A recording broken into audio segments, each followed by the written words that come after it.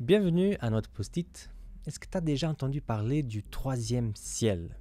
Alors, si ce thème t'intéresse, il faut vraiment écouter ce post-it jusqu'à la fin. On va lire un texte qui se trouve en 2 Corinthiens, chapitre 12, et le verset 2. Il nous dit comme ça le texte. « Je connais un homme dans le Christ, voici 14 ans. Était-ce dans son corps? Je ne sais pas. Était-ce hors de son corps? Je ne sais pas, Dieu le sait. Un tel homme fut enlevé jusqu'au troisième ciel. » Donc apparemment, l'apôtre Paul, il a connu une personne qui a été enlevée dans le troisième ciel. Mais qu'est-ce que c'est ça? Où se trouve ce troisième ciel? Alors quand on lit la parole, on s'aperçoit que la Bible nous parle de 3 ciels.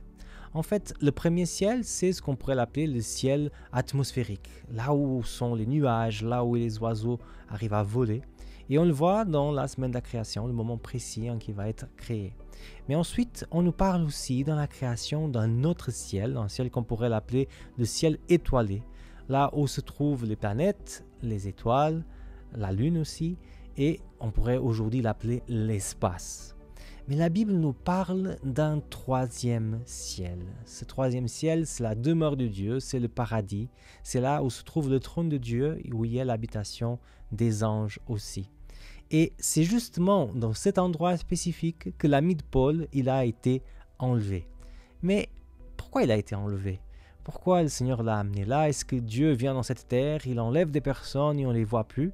Alors selon ce texte, non, parce que sinon l'apôtre Paul n'aurait jamais su cette histoire, il avait jamais eu la discussion pour savoir qu'il avait été enlevé au ciel.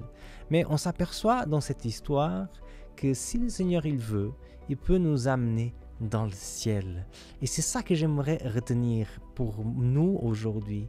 C'est qu'on vit dans un monde où il y a des ténèbres, où il y a des difficultés, on a des choses qui ne sont pas belles.